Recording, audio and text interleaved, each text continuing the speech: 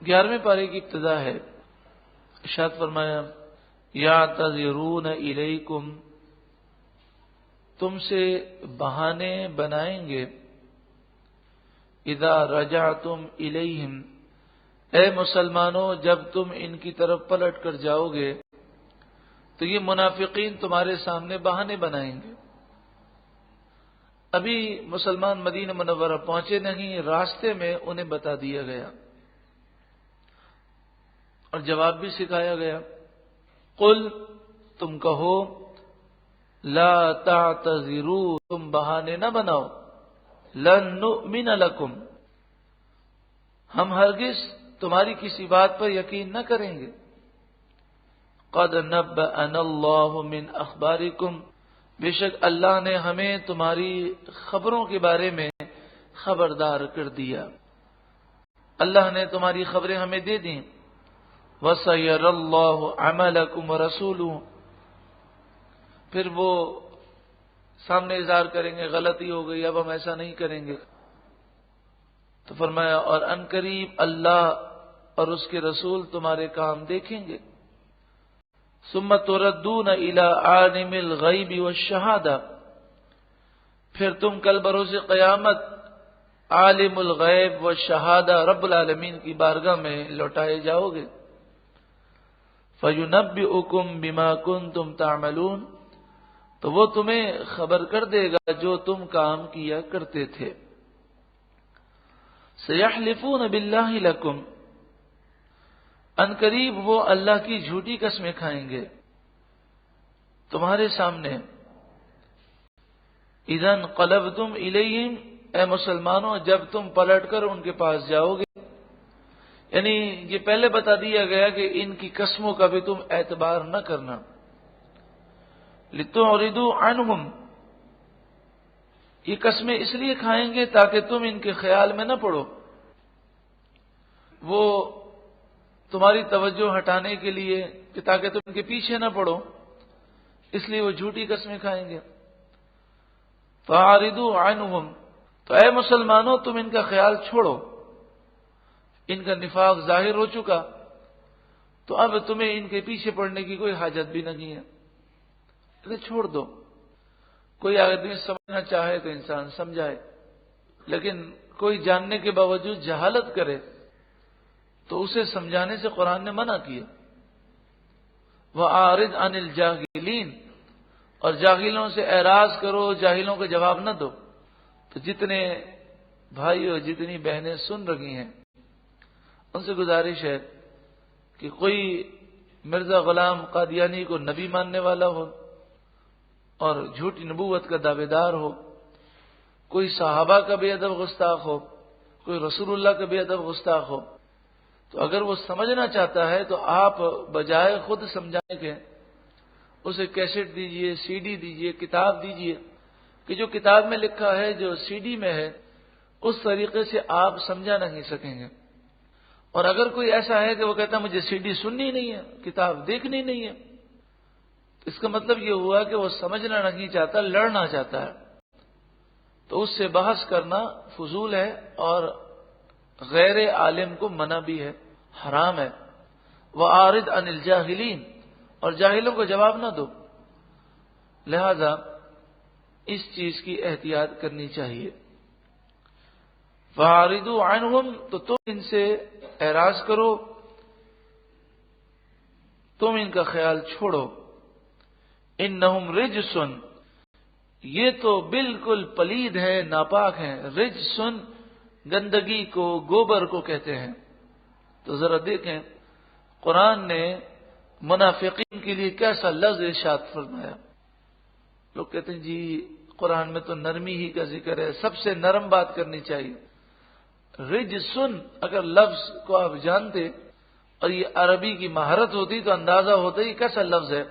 خنزیر کے لیے رجسن کا لفظ آیا ہے، گوبر، پیشاب اور اس طرح کی گندگیوں کے لیے رجسن کا لفظ آتا ہے، اور قرآن نے یہی لفظ منافقین کے لیے بھی استعمال کیا۔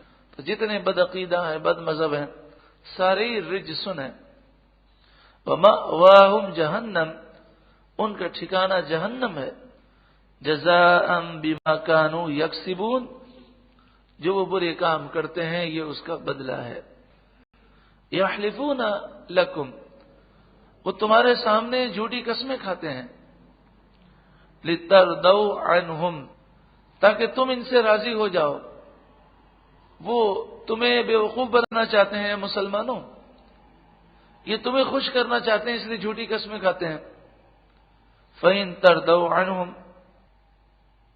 پھر اگر تم ان سے راضی بھی ہو جاؤ اور ان کی باتوں میں آ بھی جاؤ اور تم ان کی قسموں کا اعتبار بھی کر لو، لیکن اللہ تو سب کچھ جانتا ہے۔ إِنَّ اللَّهَ لَا يَرْضَىٰ عَنِ الْقَوْمِ الْفَاسِقِينَ، تو بے شک اللہ فاسق قوم سے راضی نہیں ہوتا۔ الاعراب، اعراب یعنی دیہاتی، ایک تو شہروں میں رہنے والے ہوتے ہیں، دوسرے دیہات کے رہنے والے ہوتے ہیں۔ دیہات کے رہنے والے بچوں کی طرح ہوتے ہیں کہ بچوں کے دماغ میں اگر کوئی بات بیٹھ جائے، اچھی ہو یا بری، وہ نکلتی نہیں ہے۔ اچھی بات میں پختہ ہو جائیں تو وہ اچھی بات میں پختہ ہوتے ہیں، اور کوئی ضد میں یا برائی میں پختہ ہو جائیں تو نکالنا بڑا مشکل ہوتا ہے۔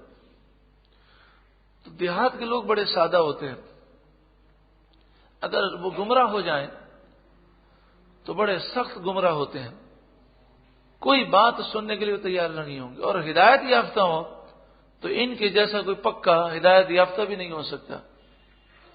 اعراب اشد کفرن، دیہاتی کفر میں بہت سخت ہیں، وہ نفاقن، اور نفاق میں بڑے سخت ہیں، وہ اجدر،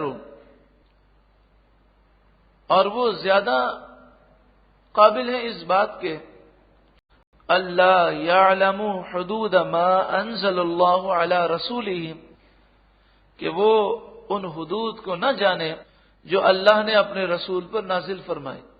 یعنی مراد یہ ہے کہ یہ اس قدر سخت ہیں، کوئی بات سننے کو تیار نہیں، لہذا وہ کسی بات کو جاننے کے قابل نہیں ہے، ان کی قابلیت، ان کی صلاحیتیں ختم ہو چکی ہیں۔ واللہ علیم حکیم، اور اللہ علم والا، حکمت والا ہے۔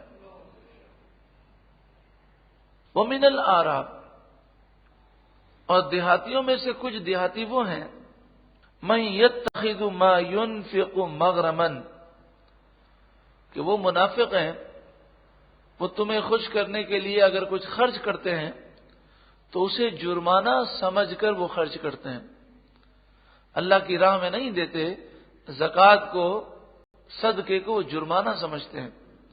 وَيَتَرَبَّصُ بِكُمُ الدَّوَائِرَ، اور تم پر گردشیں آنے کا وہ انتظار کر رہے ہیں کہ کب تم پر کوئی مصیبت آئے اور ان کی جان چھوٹے، ابھی تم سے ڈر رہے ہیں، لہذا اپنے آپ کو مسلمان ظاہر کر رہے ہیں۔ علیہم دائرۃ السوء، انہی پر بری گردشیں ہیں۔ واللہ سمیع علیم، اور اللہ خوب سننے والا، علم والا ہے۔ اب سے عرض کیا تھا کہ جو دیہاتی لوگ ہوتے ہیں اگر وہ ہدایت پر آ جائیں تو بڑے پختہ ہوتے ہیں۔ اسی طرح عورتوں کا بھی معاملہ ہے، اسی طرح بچوں کا معاملہ ہے کہ عورت اگر بگڑ جائے تو سدھارنا بڑا مشکل ہوتا ہے، اور اگر عورت کا دل نور ایمان سے روشن ہو جائے تو وہ بڑی پختہ ہوتی ہے، اور وہ یعنی گویا کہ اس کے اندر جو ضد پائی جاتی ہے اس ضد کو وہ صحیح رخ پر استعمال کرتی ہے، اور پھر وہ نہ صرف خود ہدایت پر کاربند رہتی ہے بلکہ پورے خاندان کو ہدایت کی طرف لگا دیتی ہے۔ اسی لیے کہا جاتا ہے کہ ایک مرد کی اصلاح ایک فرد کی اصلاح ہے، اور ایک عورت کی اصلاح پورے خاندان کی اصلاح۔ ومن الاعراب، اور دیہاتیوں میں سے کچھ وہ مومنین ہیں، من یؤمن باللہ، جو اللہ پر ایمان رکھتے ہیں، والیوم الآخر، اور آخرت پر ایمان رکھتے ہیں، وَيَتَّخِذُ مَا يُنْفِقُ قُرُبَاتٍ عِنْدَ اللَّهِ، اور جو وہ خرچ کرتے ہیں اللہ کی راہ میں وہ صرف اور صرف قربات عند اللہ کے لیے کرتے ہیں، اللہ کے دربار میں قرب حاصل کرنے کے لیے کرتے ہیں، والصلوات الرسول، اور رسول اللہ کی دعائیں لینے کے لیے کرتے ہیں، یعنی حضور خوش ہو جائیں اور حضور ان کے لیے دعا کریں، اس کے لیے وہ مال خرچ کرتے ہیں۔ الا انہا قربۃ لہم، سن لو بے شک ان کے لیے یہ مال خرچ کرنا اللہ کے قرب کا ذریعہ ہے۔ سیدخلہم اللہ فی رحمتہ، ان قریب اللہ انہیں اپنی رحمت میں داخل فرمائے گا۔ ان اللہ غفور رحیم، بے شک اللہ بخشنے والا مہربان ہے۔ قرآن مجید فرقان حمید کی آیت کریمہ سے واضح ہو گیا کہ صحابہ کرام جہاں نیک اعمال میں اللہ کو راضی کرنے کی کوشش کرتے، وہاں وہ نیک اعمال اس لیے بھی کرتے کہ رسول اللہ راضی ہو جائے اور حضور کی توجہ ان کی طرف ہو اور حضور خوش ہو جائے اور ان کے لیے دعا کریں۔ تو مومن اگر رسول اللہ صلی اللہ علیہ وآلہ وسلم کو خوش کرنے کی نیت سے نیک اعمال کرے اور یہ عقیدہ رکھے کہ میرے تمام اعمال کو رسول اللہ جانتے ہیں، آپ کے دربار میں پیر اور جمعرات کو امتیوں کے اعمال پیش ہوتے ہیں، آپ جب چاہیں توجہ فرماتے ہیں، تو جب میرے آقا میرے نیک اعمال کو دیکھیں گے تو خوش ہوں گے، اور جب یہ خوش ہو جائیں گے تو اللہ بھی خوش ہو جائے گا۔ جب رسول اللہ خوش ہو کر میرے لیے دعا کریں گے تو انشاءاللہ دونوں جہاں کی برکتیں مجھے مل جائیں گے۔ اللہ تعالیٰ ایسی سوچ تمام مسلمانوں کو نصیب فرمائے۔